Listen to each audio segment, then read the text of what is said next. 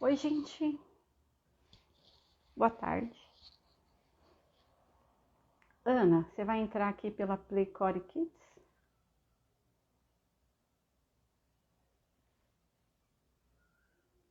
Vamos lá.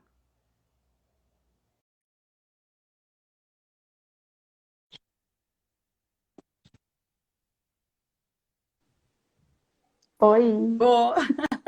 boa tarde.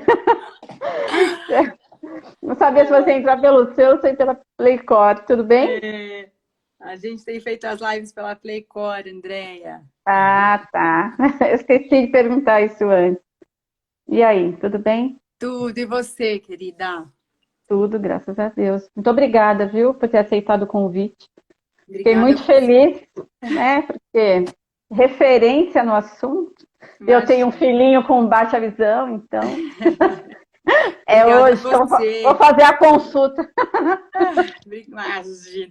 Obrigada a você pelo convite. Já fez esse convite faz bastante tempo, né, Andréia? Que Faz bastante tempo, a gente bastante vem tempo. tentando Mas, organizar. Que bom que deu é, certo. graças a Deus.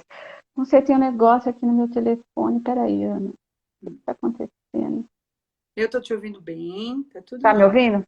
Bom, vamos dando aqui uns 2 minutinhos só para o pessoal entrar. Falta 1 minuto para 5 no meu telefone, no meu relógio. Vamos Não, sim. então, mas aqui tá estranho. Pera, deixa eu arrumar isso. Ai, enfim, eu não sei porque que ele tá assim, não, Mas tá? tá tudo ótimo, tá? Tá aparecendo você, tá seu som. Agora você virou a câmera. Aí. Agora ficou certo. Então tá, vamos E- lá. Ana, se apresenta aqui para o pessoal. Hoje a gente vai falar sobre desenvolver a habilidade de enxergar em crianças que têm uma diminuição da resposta visual, né? A gente vai falar especialmente de crianças com paralisia cerebral, de uma faixa etária limitante, ou você vai falar de um modo geral? Vou falar o De que. criança que tem a diminuição da resposta visual, independente da faixa etária, de 0 a. Quando ela é criança ainda, até uns 15, 20 anos, até uns 40 anos, será?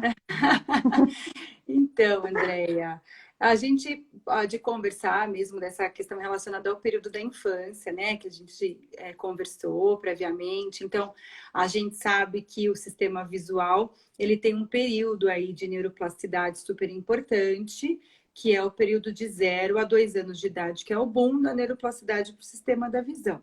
E a partir Tá. disso, a gente sabe que até os 9 anos de idade também acontece essa neuroplasticidade e até a fase adulta, guardadas as proporções, né, desse processo da neuroplasticidade realmente.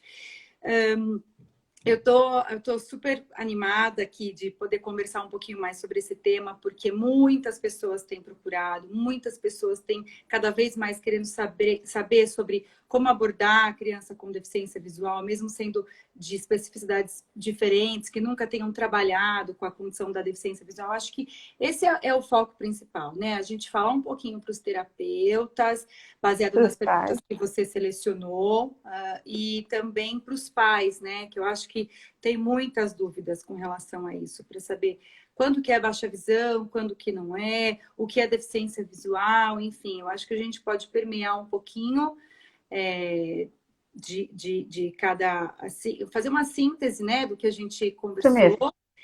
e um pouquinho dentro do que eu tenho de experiência, né, na área, aí que já faz um tempinho que eu trabalho na área da deficiência visual. Verdade. Travou? Não, tá tudo bem. Voltou. Ana, eu te conheci lá no Laramara, né? Em questão à minha empresa, a gente nos conhecemos por conta desse fator, e você já desenvolvia um trabalho muito lindo lá. Então, conta um pouquinho aqui para quem não te conhece, né? Eu sei que tem pais aqui assistindo também. É, Quem é você? Você é fisioterapeuta? O que uhum. você faz? Onde está a sua clínica? Falo assim. Eu gostei que você começou falando da Lara Mara, porque realmente a Lara Mara foi uma grande escola para mim, né? Eu sou formada em fisioterapia, Me formei em 2002 pela Universidade Cidade de São Paulo. Logo que eu me formei, eu fui me aventurar aí em alguns workshops, recém-formada ainda, no Centro Bobat em Londres, que era uma prática que eu sempre quis abordar. Voltei e comecei já a trabalhar na fisioterapia neurofuncional infantil. E aí eu trabalhava em alguns centros aqui em São Paulo e fazia um trabalho voluntário na Lara Mara 2 vezes por semana. Foi quando, na época, a coordenadora da clínica, né, do atendimento educacional especializado, na verdade, era uma terapeuta ocupacional, que eu gosto muito, chamada Iola Cuesta Palacios, e ela me convidou para trabalhar lá. E foi muito bacana conhecer a Dona Mara, uma pessoa incrível, com um coração enorme e um foco muito importante para todas as crianças que têm deficiência visual, né? Então, ela realmente foi minha grande escola nessa área. Eu sugiro as pessoas entrarem no site da Lara Mara também, porque eles estão fazendo um trabalho muito bacana e eles também precisam de doações, continuam precisando. Então, é importante dar uma olhada nos trabalhos que eles têm feito lá, inclusive nas publicações, né, que eles fazem.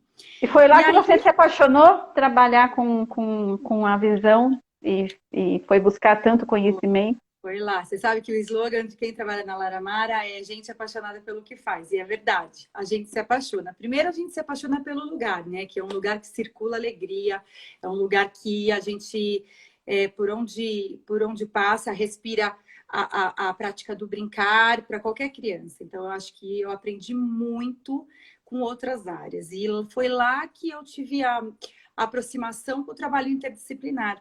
Foi lá que eu vi que não bastava eu deixar a prática da fisioterapia apenas para uma especificidade motora, e sim Olha, olhar para o global, né, para a criança de uma forma global. Então, a gente trabalhava com pedagoga, com psicóloga, fonoaudióloga, terapeuta ocupacional, enfim, professores de orientação e mobilidade, professores de educação física, eu não gosto de esquecer ninguém de lá, assistente social.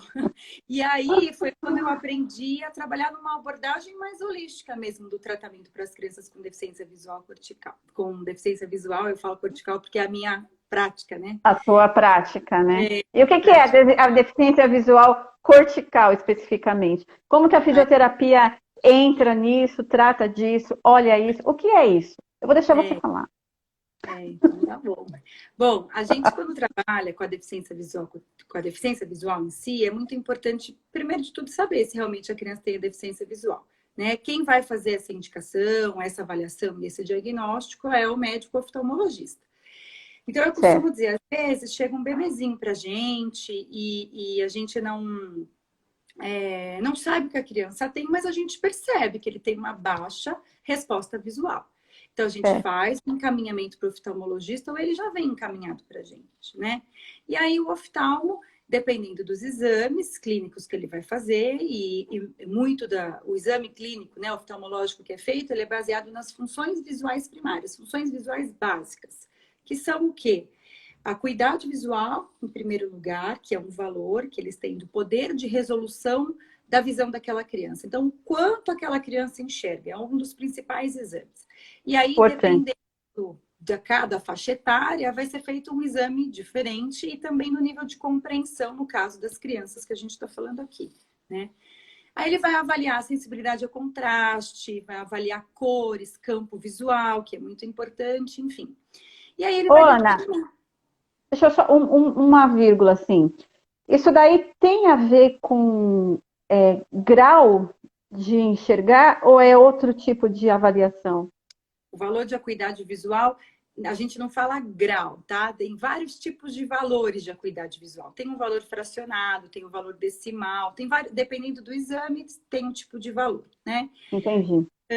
Mas é uma forma de apresentar para os pais, talvez, se está evoluindo a doença, se não está evoluindo, ou se está se o tratamento que a criança está realizando, ele tem tido resultados importantes. Então, a gente tem um valor X de acuidade visual, que para a criança ter, todos nós temos, mas para a criança ter a deficiência visual, ela tem que ter um valor abaixo, né? Entendi. Que ela tem que ter, e aí joga-se num gráfico, enfim, não vou entrar em tantos detalhes assim, porque Não, sim.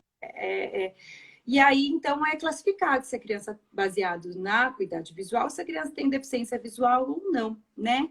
A gente usa hoje ainda as classificações para deficiência visual baseado no CID-10, que é a revisão, né, internacional de doenças, e daqui a pouquinho vai ter a revisão, a CID-11, né, talvez o ano que vem, que a gente vai diminuir ainda mais o valor de acuidade visual, ou seja, a gente vai ter mais crianças com deficiência visual para poder trabalhar.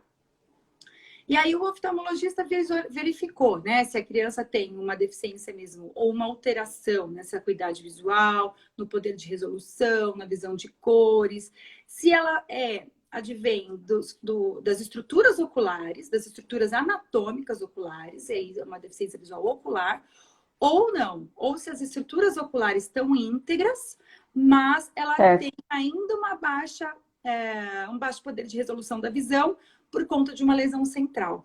E aí entra uma série de outras características que o oftalmologista especializado tem que avaliar para poder verificar se ela tem a deficiência visual cortical aliada a alguns exames clínicos, por exemplo, a ressonância magnética. Entendi. Então, aí a gente pensa, né, na questão o olho captar a luz, a retina, que é uma camada bem vascularizada do fundo do olho, ela ser capaz de transformar aquela luz em estímulo elétrico, para então esse estímulo elétrico ser levado para o cérebro, ser processado como imagem. Então, o que a gente olha é o que o cérebro enxergou. O cérebro enxergou daquilo lá. Então, como que eu faço para construir aquela imagem?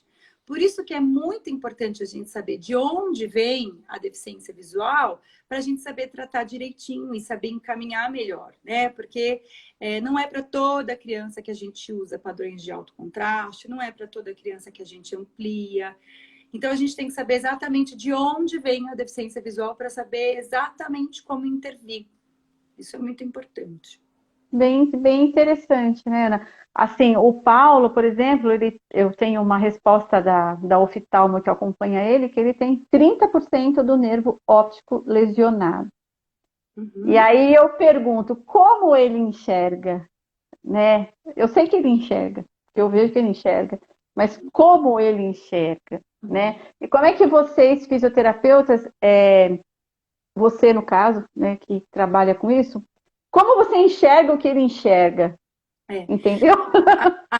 Entende isso? A reabilitação visual, André, ela é, na verdade, do profissional que se especializa nessa área.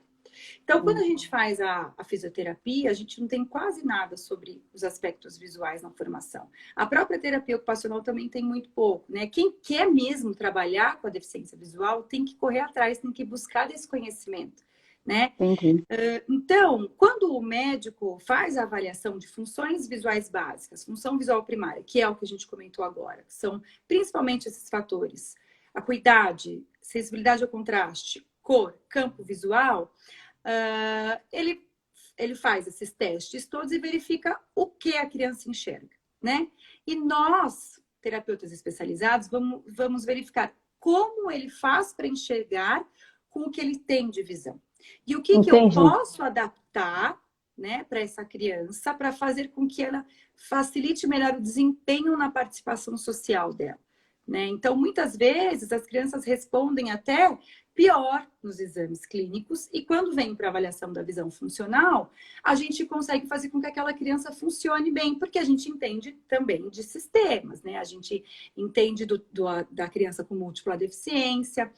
E no caso do Paulinho, como você vem falado, muitas vezes, Andréia, vem a correlação, né, da deficiência visual ocular, no caso a lesãozinha, né, no comecinho do nervo óptico, e a central. Então, a gente tem que saber direitinho o que vem do que. Ainda tem a questão motora, né? Que é muito importante a gente avaliar, né, se realmente ele está usando mais esse campo visual, se ele vem da postura, se ele vem de um aumento de uso de uma musculatura de um hemicorpo do que de outro, ou se é de uma falta de sinergia muscular, por isso que ele usa mais esse campo visual, ou se é estritamente por conta da visão. E a gente consegue fazer isso com a experiência através de hipóteses, né? Olha como ele enxerga, olha o exame clínico dele, motor, como ele funciona, e aí a gente vai montando um quebra-cabeça para poder pensar na solução de problema para as crianças e para as famílias, né? Entendi. A maioria das crianças com paralisia cerebral que você atende, que você recebe aí no consultório, eu, né, no meu convívio aqui com muitos pais que mandam fotos para mim, né, que me perguntam sobre o produto, tal, a gente sempre vê a criança assim, com a cabecinha, né, e você vê que ela tem um foco de visão realmente que chama a atenção. Aí você pergunta, ela está desalinhada por conta só do motor ou ela fica mais desalinhada por conta de uma questão visual? Então, porque o que é mais importante para ela, de repente, é enxergar e se sentir em equilíbrio ou é se sentir em equilíbrio para enxergar? Né? Como é que fica isso, assim, quando você vê? Como é que a maioria das crianças, né? Assim, eu estou dizendo para você, ou não tem a maioria, assim, é muito específico de cada uma. Ou você tem Ótima um pergunta. grupo. É uma ótima pergunta. E muitos terapeutas fazem essa pergunta para mim, muitas famílias também fazem, né?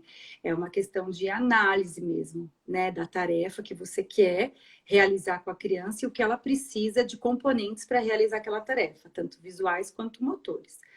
60% do cérebro ele está envolvido do sistema visual do cérebro está envolvido com o sistema visual associado, tá? Então, é descrito na literatura que de 40% a 60% das crianças com paralisia cerebral têm alterações visuais associadas, né? Então, por isso que precisa ser investigado. Tem algum tipo de comportamento que você acha que é atípico do ponto de vista visual, é importante avaliar, tá? Tá. Fora isso, o que a gente precisa ver? Em quais posições que a criança realiza esse movimento, essa compensação de cabeça, né? Essa posição viçosa de cabeça, se é para visualizar de perto, se é para visualizar de longe. Será que se eu fizer um alinhamento no corpo dele, ele continua fazendo essa movimentação de cabeça ou não, né? Então, Ou será que se eu arrumar a cabeça dele, o corpo dele responde tão bem quanto ela estava desalinhada? Aí a gente a gente pode entrar um pouquinho na questão de campo visual. Tá. Quando a gente tem, por exemplo, crianças com deficiência visual ocular, que ela tem uma alteração no olho, de estrutura ou de fundo de olho, de retina, e ela tem ali alguns escotomas, que são alguns pontinhos cegos, muitas vezes, no fundo de olho, ou um glaucoma, que tem uma visão também muito específica, ou uma catarata, que tem uma visão mais opaca, é uma lesão no olho. Geralmente, a criança faz os ajustes visuais, né, os ajustes posturais com a cabeça para tentar localizar no fundo do olho qual que é o melhor local que a retina vai captar aquela luz. A luz. Para transformar em estímulo elétrico para levar para o cérebro. Então, a criança aprende a fazer essas compensações, tá? Porque ela tem uma restrição de campo visual. Entendi. No caso das crianças com deficiência visual cortical, essas crianças elas apresentam preferências por campos visuais, né? Então, é como se ela negligenciasse a área do cérebro que corresponde àquele campo visual específico. E isso não quer dizer que ela não enxerga daquele lugar, daquele campo visual. Ela enxerga, só que ela precisa aprender a enxergar. Então, a grande diferença dos dois casos é a criança com deficiência visual ocular, você adapta e adequa o material e o ambiente para ela aprender a resolver a condição visual dela naquele formato, né? Muitas vezes a patologia é progressiva ou não, ela vai continuar sempre enxergando daquele jeito. Na deficiência visual central, não. A gente consegue, através da neuroplasticidade, de outras áreas de associação do cérebro, fazer com que a criança responda naquele campo visual também, de acordo com as nossas estratégias pré-estabelecidas, a partir de uma avaliação da visão funcional. Então, precisa interessante. ser bem avaliado por um profissional especialista Ou se você é, por exemplo, fisioterapeuta, não tem o domínio muito da questão visual, vai junto na avaliação da visão funcional dessa criança. Passa a tua experiência com aquela criança, a família também. E esse trabalho em conjunto na área da reabilitação visual é o melhor que a gente tem para desempenhar com as crianças, porque Imagina. a gente tem que oferecer para as crianças oportunidades de enxergar ao longo do dia. Sinceramente, não adianta você colocar a criança em terapia 2 vezes por semana, terapias visuais 2 vezes por semana, e no resto da semana ela não tem um programa pré-estabelecido ou uma dieta visual. Né? E como é que se daria essa dieta visual?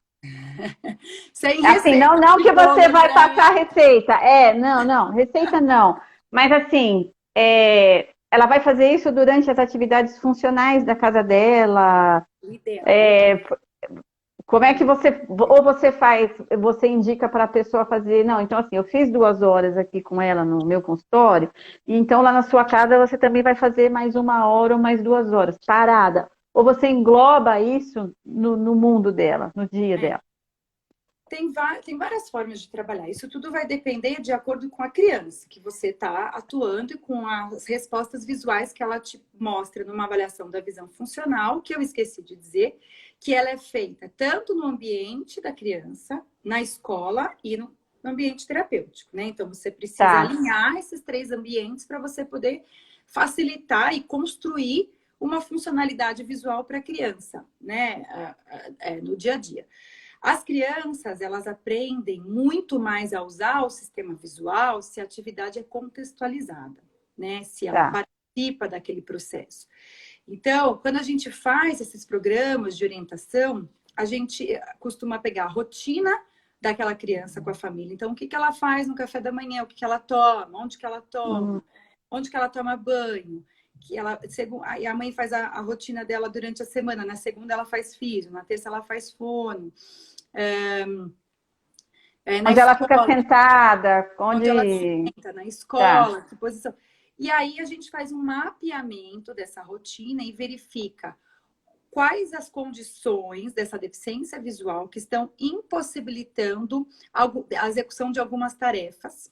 E aí a gente faz a adaptação do ambiente e da tarefa para a criança poder usar a visão ao longo do dia e de várias formas.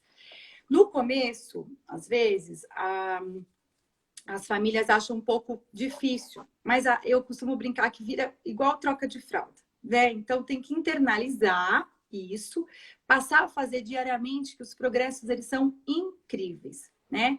Se a criança realmente está ali para poder aprender. Então, dá um exemplo, Ana, de um progresso assim. Muito simples, por exemplo, o que a gente vê muito, muito nos bebês, e você também, como fono, deve perceber. Às vezes a criança, né, na hora da alimentação, a família já vem com a bananinha amassada para dar para a criança, enfim, coisas que a gente faz mesmo no dia a dia. A gente que é mãe, a gente sabe, a gente faz isso. Mas para a criança que tem deficiência visual, a gente tem que dar uma pista a mais para essas famílias, né? E para essas crianças.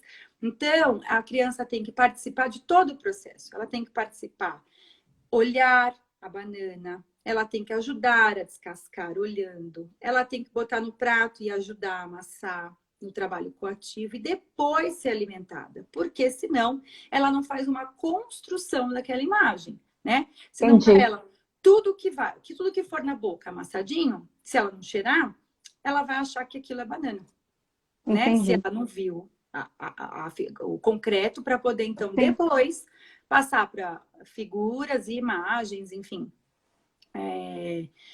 Tem todo um processo. Então, são situações do dia a dia que a gente cria e com orientações, aí cada criança com a distância ideal de apresentação do objeto, o campo visual ideal de apresentação, se precisa de algum tipo de dispositivo ou algum suporte, como planos inclinados, anteparo. Travou. Peraí, Ana, travou. Você falou que precisa de algum dispositivo ou de algum suporte. Isso, como anteparo. Dispositivo ou suporte ou anteparo seria o quê? Pode ser inclusive óculos? Não. Os óculos, a gente chama a gente tem os auxílios ópticos e os auxílios não ópticos. Esses que eu estou falando são os auxílios não ópticos de Não baixo óptico. custo. De baixo Entendi. custo, né? Os auxílios ópticos de alto custo são as lupas, os equipamentos eletrônicos, enfim. Os não ópticos de baixo custo são os que a gente faz aí no nosso dia a dia. Então, planos inclinados, anteparos, prancha de desenho, enfim, para algumas crianças mais velhas e que têm a deficiência visual ocular, o caderno com pauta ampliada, enfim, são esses recursos que a gente lança mão no dia a dia para facilitar o desempenho das crianças na tarefa escolhida, na tarefa que a gente selecionou, por exemplo, para trabalhar numa terapia, ou para trabalhar na escola, ou em algum outro ambiente que ela precisar usar a visão da melhor forma que ela puder. Entendi. E quais, assim, Ana, são as maiores queixas que você tem? Como é que os pais chegam para você e até você, apesar, você falou aí no começo, que muitas vezes ele já vem encaminhado pelo oftalmo, né? Ou chega para vocês e vocês encaminham pelo oftalmo. Tudo bem. Mas qual que é a queixa dos pais? Ela fala o quê? Meu filho cai, meu filho parece que está tonto, meu filho fica torto. O que você recebe de mais queixa? Olha, falando na deficiência visual cortical, por exemplo, a queixa que eu mais recebo é: meu filho não olha para mim, meu filho não olha o meu rosto. Que eu acho que para mim é o que mais eu te tenho toca, vontade de né? resolver, porque Imagino. quando a gente começa a verificar que a criança está conseguindo olhar, fixar mais tempo para aquela mãe, ou quando a criança sorri para a mãe depois de um tempo de trabalho, enfim, é muito gratificante, né? Então, o sistema visual, como a gente comentou, quando chega, né, na questão do processamento visual, da corticalização e das áreas de associação para poder construir aquela imagem, a gente percebe que a gente precisa de algumas estratégias para que isso ocorra, né? E que ele é hierárquico. Então, por exemplo, o reconhecimento de faces, de face humana e de pessoas, dentro do sistema hierárquico da visão, ele é o último a ser atingido. Uma referência do Dr. Dutton. Então, eu costumo acalmar um pouco as mães de que E qual que é o primeiro? Tem o movimento, né? O movimento Ele percebe, é uma percepção do movimento, então, ou é o enxergar o movimento? É uma percepção. Primeiro você percebe que ali tem um objeto, né? E aí você vai direcionar o olhar. Aí você vai aumentar o seu tempo de fixação com a região central do olho, especificamente com a mácula, né? Que é uma regiãozinha que é onde vai captar bastante, tem muita acuidade visual e vai captar muitas das células que têm visão de cores, enfim. Tá.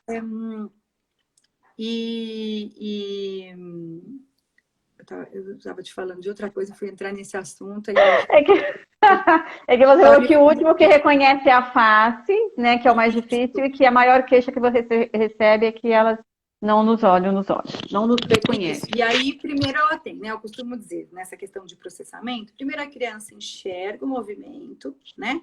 Tá. Depois ela processa, né? Enquanto ela processa, ela começa a identificar e reconhecer. E depois fazer as análises, a síntese, os pareamentos, enfim. Só que para a criança que tem desenvolvimento típico visual, isso acontece o tempo inteiro, né? Para a criança que tem alguma questão, alguma deficiência visual, isso muitas vezes, cortical, isso muitas vezes acontece em partes, né? Então, você precisa entender em que momento que a criança está para você poder intervir. Da melhor forma possível, né? Senão você começa, você subestima muito as crianças ou você acaba frustrando porque ela não está dando conta de enxergar aquilo que você quer que ela enxergue. Porque você não fez, de repente, uma avaliação da visão funcional que ela precise, né? Bem específica. E elas chegam para você tardiamente? Como que é a sua experiência clínica aí? A maioria vem tarde ou é precoce? Porque, por exemplo, dentro da minha área da fonoaudiologia, demora-se bastante para a mãe perceber que a criança não escuta. Porque a criança sente o som, ela percebe o som caminha pelos ossos. né? Então, assim, tudo que é vibração entra aqui no corpo dela e ela percebe. Então, ela procura, às vezes, o som, mas isso não quer dizer que ela está escutando. Então, dentro, assim, demora muito para perceber. E dentro dessa área, demora também? A gente tem recebido cada vez mais os bebezinhos, né? Olha, que bom. Cada vez mais a gente tem recebido. Então, a gente percebe que até as famílias, os próprios pediatras estão bem atentos, né, com relação a isso. Então, aquela criança que já fez 3 meses e ainda não fixou visualmente o olhar em você e nos objetos, alguma questão tem, né? Entendi. Aquela criança que aos 6 meses de idade ainda tem um estrabismo, porque a gente tem uma fase de estrabismo fisiológico, que é o olhinho torto, né? Falando aí para Sim, a uma convergência. a convergência visual. É, até os 6 meses, a gente aguarda, a gente espera. Passou de 6 meses, já tem alguma questão que precisa ser avaliada. Ou ela precisa fazer uma avaliação de refração para ver se já tem alguma condição específica de miopia, um astigmatismo, uma hipermetropia. Então, precisa ser avaliado, né? As crianças, os prematuros, por exemplo, já faz parte do protocolo passar com o oftalmologista. Precisa passar, É, né? preciso. Calma. E as crianças com paralisia cerebral, em geral, também, as crianças com alguma síndrome, né, que seja relacionada à condição do sistema nervoso central também. E eu tô te falando isso porque, atualmente, a deficiência visual cortical é a maior causa de baixa visão no mundo, né, principalmente em países desenvolvidos. E ficou em segundo lugar agora da retinopatia da prematuridade, né, Olha, porque a gente tem os avanços da medicina neonatal, né? Colírios super bem desenvolvidos, as cirurgias, né? Principalmente as cirurgias para a retinopatia da prematuridade estão super avançadas. Então, as crianças estão sobrevivendo, né? sim, E verdade. aí a gente tem a maior causa mesmo, e por isso que a gente precisa estudar muito sobre DVC, é a criança com deficiência visual cortical. E muitas vezes passa despercebido, porque aquela criança que nos olhos, você não percebe nada, né? Muitas vezes ela tem um olhar poente, que é aquele olhar distante. Muitas vezes ela fixa o olhar numa luz. Ou ela gosta de ver, por exemplo, ela entra numa sala, gosta de ver ventilador de teto, a bandeirinha da festa junina, fica fazendo essas buscas visuais por As movimento. mães costumam confundir esse tipo de manifestação da criança, como você falou, olhar distante, ou foca, ou ver coisa girando com autismo. Autismo? Eu sabia que você ia me perguntar isso, né? Quando a gente fala dessa movimentação. Confundem muito. E muitas vezes a gente tem crianças diagnosticadas com autismo e que a gente faz uma avaliação da visão e a gente vê que é muito por conta dessa falta da diminuição da resposta visual e lesão da área de processamento dorsal, da área de associação dorsal. Saiu um estudo, mês passado agora, do Dr. Dutton, um estudo super fresquinho, que ele fala da correlação do autismo com a lesão da área de associação dorsal, né? Que é uma área muito responsável pelo movimento e pela percepção corporal também, né? Então, Porque. tem essa correlação. A gente vai dar uma aula, né, sobre isso. A Paula Alves, terapeuta ocupacional, que é Legal. super 10, ela é super especializada em autismo, e aí eu contribuo com a minha parte da deficiência visual cortical e ela também. Então a gente vai dar essa aulinha aí, uma aulinha de 2 horas de duração, até porque tem muita gente pedindo isso com relação ao autismo, Sim, e porque a gente tem percebido que a nossa experiência clínica, né, que a adaptação de estratégias para criança com autismo com pistas visuais tem favorecido muito outras áreas e o engajamento visual nas tarefas. olha, que massa. Porque assim, geralmente as crianças que têm, acho que, diminuição da resposta visual, elas também são umas crianças mais irritadas, não são? Ou mais intolerantes, digamos assim, ou, sei lá, mais medrosas, elas têm alguma outra coisa associada a isso? Vamos dizer. Talvez, eu Eu tenho diria a minha experiência, eu já até pensei que o Paulo era autista uma vez. Primeiro porque primeiro ele só olhava e depois ele ia com a mão e não continuava olhando, né? Segundo que se irritava. terceiro que gostava do negócio movimentando. Eu falava, gente, será que ele não é autista? Será que ele tem um problema visual? Né? Então, eu acho que às vezes é um combinado, né, de sensações. Eu não diria crianças mais irritadas, mas eu diria crianças mais responsivas, né? Porque tá. muitas vezes elas precisam usar outros sistemas e outras formas de expressar para poder dizer aquilo que elas querem dizer. Olha, não me toca. Olha, Isso, eu não gosto que você coloque a comida na minha boca antes de me avisar.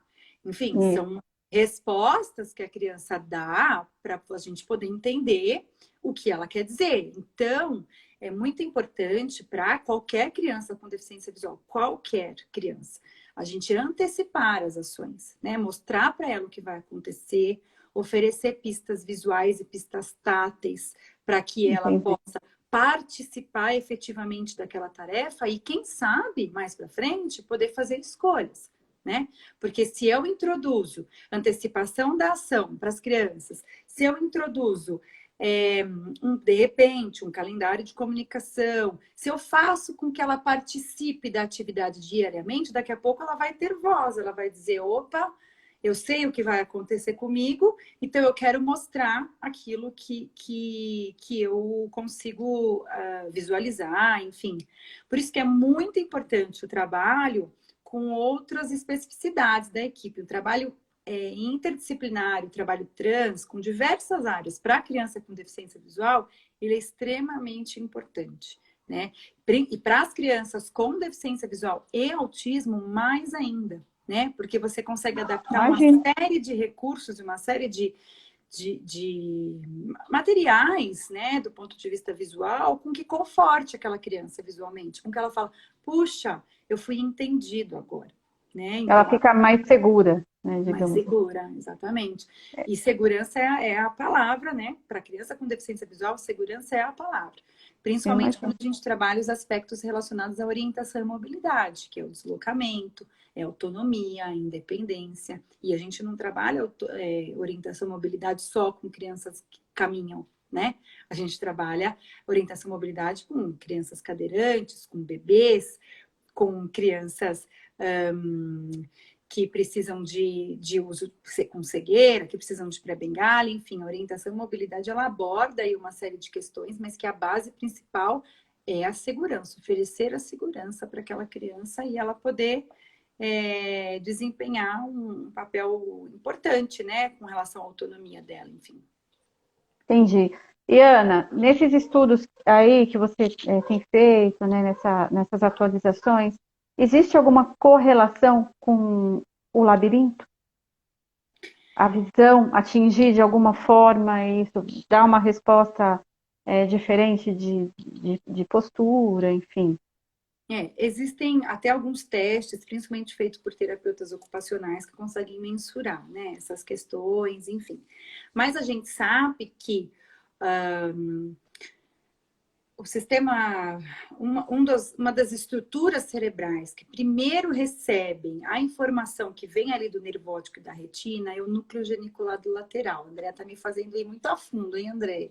Ah, vá. Não, eu só queria saber se tem alguma coisa a ver com o sistema vestibular, Isso. né? Porque assim, às vezes eu fico nas minhas observações aqui da minha casa, assim, Isso. onde é o meu modelo aqui, né? Então, assim, eu fico pensando se a dificuldade de visão do Paulo leva ele a ter uma dificuldade do sistema vestibular que tira ele desse equilíbrio que ele deveria ter.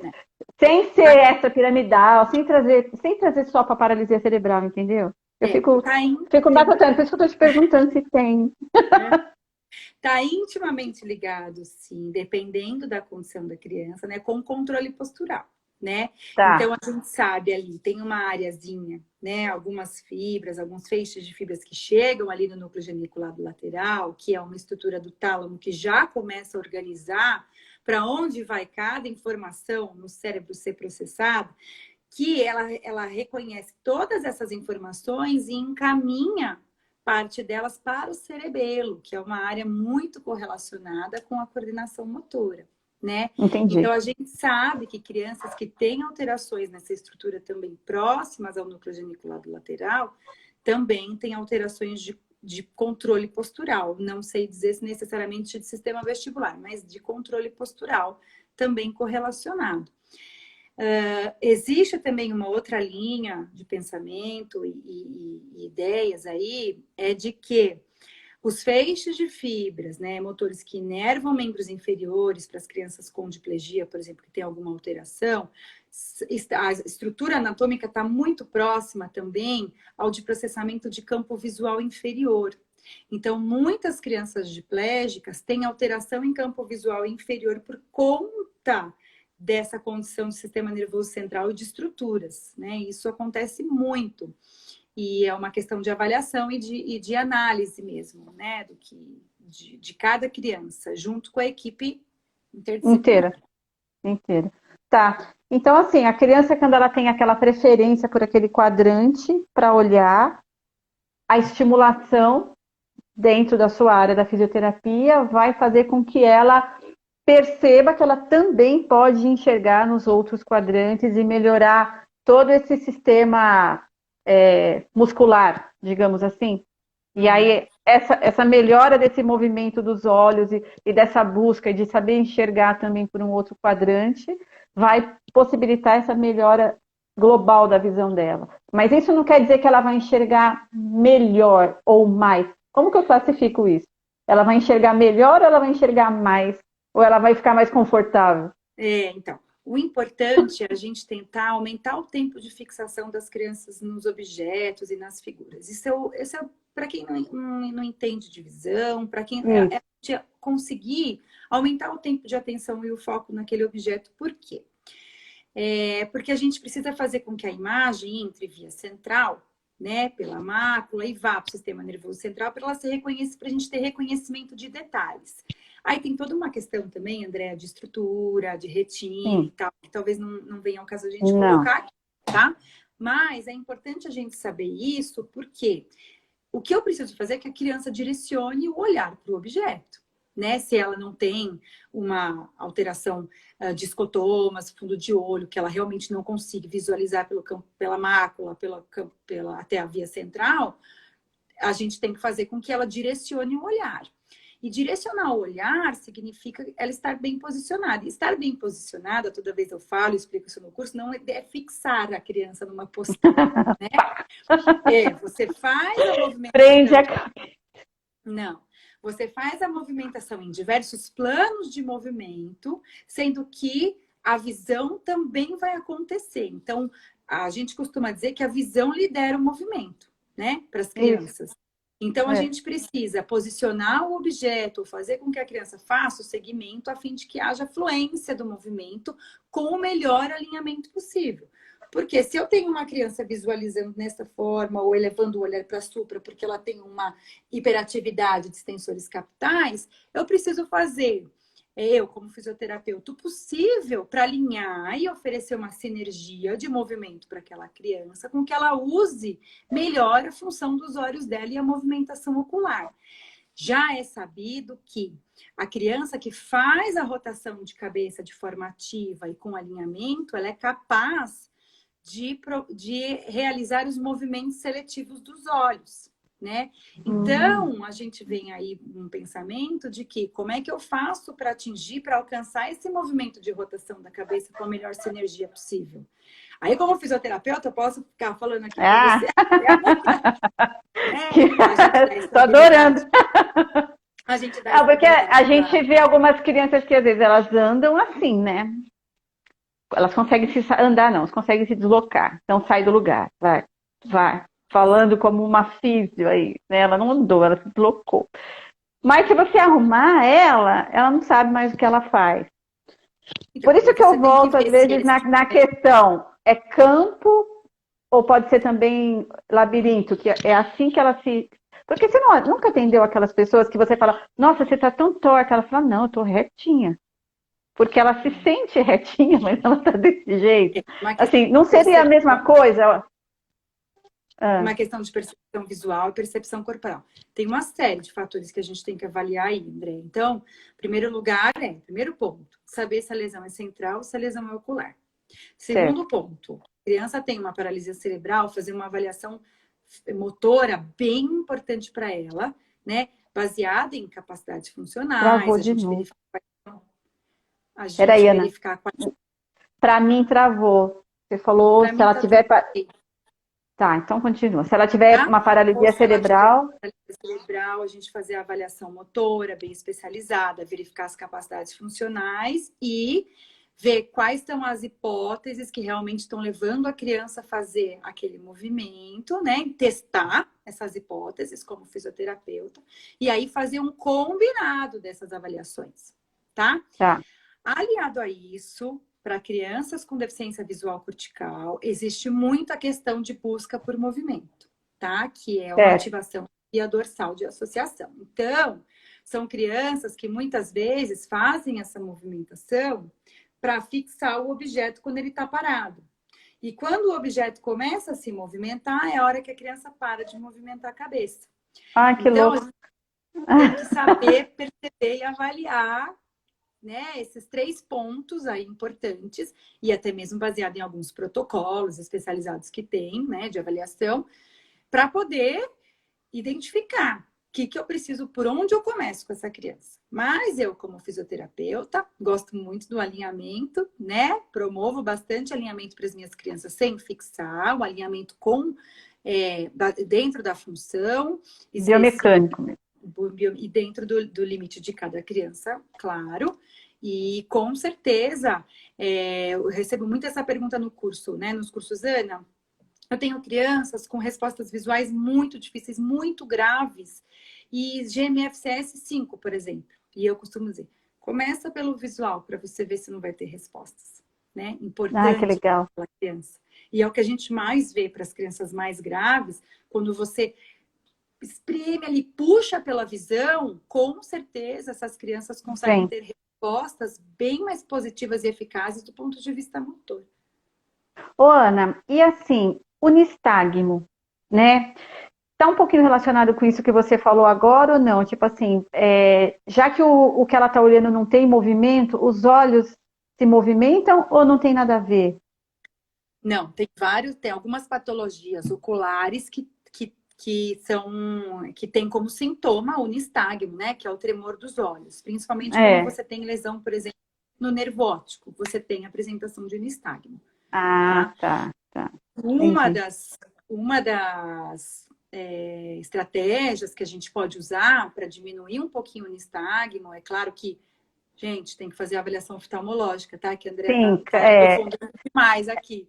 Mas Ah, tá não, a gente tem que... é o que a gente tem em casa, entendeu? O meu filho é nível 4. É. Então, e Então, é o que a as gente... mães me buscam também e me perguntam, você vai falar com a Ana? Pergunta para ela assim, se tem alguma coisa a ver no Instagram. Entende? Então, uma das adequações que a gente pode fazer para redução de nistagmo também é a aproximação do objeto. A gente percebe que diminui bastante o nistagmo. Então, vai aproximando para ver até onde você consegue verificar que diminui, né, o nistagmo. Às vezes é um nistagmo de fixação, né? A criança faz com um movimento de cabeça só para fixar. Isso Veja se mesmo. você consegue alinhar melhor, aproximar o objeto, enfim, para você ver se consegue essa redução também, tá? Além de uma Entendi. série de outros tratamentos oftalmológicos que tem para isso Sim, também. aí, hospital. E Ana, então me fala mais um pouco assim, o curso que você dá, né? Você direciona ele para fisiofono e TO, só para físio, você direciona para pais. Esse curso, ele habilita quem fez ele a usar as estratégias junto lá com as terapias, ou ele sempre vai ter que ter um especialista como você para estar lá junto? Boa pergunta. É um curso que a gente dá para profissionais tanto da área da saúde quanto para profissionais da área de educação que trabalhem com crianças com deficiência visual cortical. Sempre tem mãe que quer fazer o curso, né? E geralmente as mães que fazem os cursos são mães que são terapeutas, né? Terapeuta. E a gente vai organizar alguns cursos para famílias também, cursos de orientação Ótimo, para pais, porque ótimo.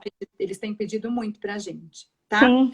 Então, Uhum. a gente, antes da pandemia, aí, a gente tinha o nosso curso, a gente vai continuar com o curso módulo 1 e módulo 2. O curso Tá. módulo 1 é um curso básico, né? É um curso que a gente fala um pouquinho da deficiência visual cortical e da deficiência visual ocular. A gente fala de avaliação, estratégias de intervenção, e alguma adequação de material. O módulo 2, ele vai bem mais a fundo na avaliação, porque só falar da avaliação é fácil, né? O difícil é fazer, O difícil né? é fazer. Você tem que praticar, você tem que praticar muito. Então, o módulo 2, ele é basicamente na prática da avaliação da visão funcional e adequação de materiais também, né? E a gente faz muita discussão de caso no módulo 2. Esse curso online que a gente deu agora foi muito bacana, pelo menos eu achei. Foi uma Não, experiência teve muitos elogios. É por isso que eu acho que é importante você falar aqui, porque é um campo novo, assim, talvez não seja novo, mas talvez desconhecido para muitos, e muito e que a gente está importante. explorando mais. Há 6 anos para cá, a gente está explorando mais enfim. E por conta da pandemia, nós teríamos esse curso dia 30, as pessoas queriam continuar fazendo o curso, e eu falei, não, vamos condensar. A gente vai condensar nesse curso tudo que a gente pode dar desse módulo do ponto de vista online, e o módulo 2 vai ficar para a prática, porque tem coisas que só o mundo online Não vai dar certo. não dá conta, né? Mas tem muita coisa que tem dado certo, muita coisa. Então, a gente vai ter novamente esse curso. O Marcelo está falando aí, a Áurea, que já fizeram o nosso curso. Muita gente, eu ouvi muitos elogios. E Nós acho muito teremos importante você falar um pouquinho, para quem não fez ou para quem não conhece, poder atuar de alguma forma nessa questão. As pessoas falam, né, Andréa? Ana, se eu fizer esse curso, eu já vou poder atuar com as crianças com deficiência visual? E eu vou falar assim, essa é a pergunta. O intuito do curso é esse, que você saiba atuar. Mas, vamos guardadas as proporções, né? Há 18 anos, quase, eu trabalho com crianças com deficiência visual, né? Então, eu tento passar o máximo que eu posso no curso, o máximo que eu posso. Mas, você tem que ir toda hora reciclando, porque o sistema visual é extremamente complexo, né? E a gente faz sempre as estratégias baseadas em evidências. Então, dali a pouco, dali 6 meses, vai ter mais algum trabalho, mais alguma questão que a gente vai poder abordar no curso, enfim. Então, nós teremos um módulo 2 desse curso que a gente fez agora. Teremos no segundo semestre mais um módulo 1 também desse curso. E nós temos aulas individuais com temas bem específicos. Então, a gente vai ter agora, dia 13 de junho, a aula com a Kelly, ortoptista maravilhosa, sobre movimentação ocular na paralisia cerebral. E ela fala muito bem disso. Depois, dia 27, a gente vai ter uma aula com a doutora Maria Aparecida Nucadato, doutora Bia, que é super especializada em baixa visão e em deficiência visual cortical. Ela atende o Paulo, a doutora Bia. É maravilhosa, então, uma parceira mesmo. Sobre a avaliação aspectos clínicos da criança com deficiência visual cortical. E depois nós teremos uma aulinha também em julho, comigo com a Paula, né, na verdade, sobre minha mediação, sobre as pistas visuais, algumas estratégias para melhorar a atenção visual de crianças com TEA, com autismo. E aí mais algumas outras coisinhas aí pela frente que a gente vai divulgando para vocês. Entendi. E direcionado só para PC? Sim, nós teremos também. Então, você está antecipando, André, mas eu estou montando agora. Então, eu estou ansiosa, você não entendeu? Não, diferente. Vou falar para a Darlene aí, ó, que está ouvindo a gente, que fez seu curso, né? E quantas questões visuais que a gente tem reparado no Paulo e feito alguns testes. Agora eu acho que ela vai vir com novidades para as próximas terapias, já que ela fez o curso, né? E para a gente poder entender melhor, né, como é que funciona isso, como que a gente pode ajudar, dar mais segurança para a criança, né? Eu queria fazer o curso nem como terapeuta, eu queria fazer como mãe mesmo. Para poder passar essa experiência para os outros pais, né? Não passar, como você falou, a experiência é de cada um, mas passar a informação para que esses pais possam também ir atrás de profissionais que sejam qualificados, né? Ou que estão respaldados por alguém qualificado também. e para não dizer muitas bobagens, né? Então, porque pensa bem, você ouvir de uma neuro ou de uma oftalmo, seu filho tem 30% do nervo óptico lesionado. Assim, do que você enxerga, ele enxerga só uns 60%. Eu falei, tudo bem, então eu pensava assim, então um óculos resolve. É só aumentar, já que ele não enxerga tanto, e não é bem por aí, entendeu? Porque você não tem essa explicação toda por trás que você deu hoje, né? O papel do terapeuta é exatamente esse, né? O acolhimento e poder, do terapeuta especializado em visão, e poder direcionar bem o tratamento baseado na excelente avaliação que o oftalmologista realizou. Exato. Estou terminando de montar um curso sobre controle postural e sistema visual na paralisia cerebral. Você me antecipou aqui. E nele a gente vai abordar, a gente vai abordar o sistema de classificação da visão, né, em paralisia cerebral, o Visual Function Classification System, que é uma classificação que eu estou terminando a tradução para o português. Então, a gente vai abordar também nesse curso, nesse próximo curso. Show, tá ótimo, então. Ana, eu acho que é isso, se você quiser finalizar com alguma coisa, né? Mas acho que eu já te perguntei muito, não perguntar mais nada. Não, tá ótimo. Então, eu acho que é isso mesmo. Né? A gente está aí dentro do tempo. Eu queria... Em primeiro lugar, agradecer as pessoas que estão indo atrás dessa área, estão buscando. Para mim é um prazer enorme compartilhar conhecimento mesmo. Acho que o conhecimento está aí mesmo para a gente poder mostrar para as pessoas, dentro cada um da sua especificidade, o que pode ser feito na reabilitação visual. Obrigada pela oportunidade de estar conversando com você aqui hoje. Eu que agradeço. Para mim é um prazer enorme, uma honra. Espero que estejam todos bem em casa, com saúde. Sim. E que logo mais a gente vai poder aproveitar cada vez mais desses aprendizados que a gente vem tendo. Eu estou aprendendo muito nesse tempo aí. Imagina. E estou me aproximando cada vez mais da equipe terapêutica lá da Playcore, e a gente tem percebido que as famílias, independentes, estão se apoiando cada vez mais nos terapeutas, principalmente nesse período distante, né? Então, é verdade. Está sendo muito importante esse trabalho virtual. Aí, parabéns para você que tem feito muitas lives bacanas. Eu que agradeço, Ana, sua participação, ter aceito o convite. Assunto muito, muito importante. Eu acho que 4 horas aqui, né? Mas a gente vai ser cortado. Então, pois tá vendo? Falta 2 minutos. Mas assim, gente, obrigada, né, para quem assistiu. Para quem conhece, quem quer assistir, posso deixar salva, Ana, no YouTube, né? E aí a gente direciona para lá. E até uma próxima. Quando você tiver aí o seu curso montadinho sobre o PC, vem conversar comigo, porque vai ter um monte de gente interessada, inclusive eu. Tá bom? E brigadão mesmo, Ana. Obrigada, beijo para você. Um beijo do Paulinho, tá? Tá joia. Tchau, tchau. Tchau, gente. Obrigada. Tchau.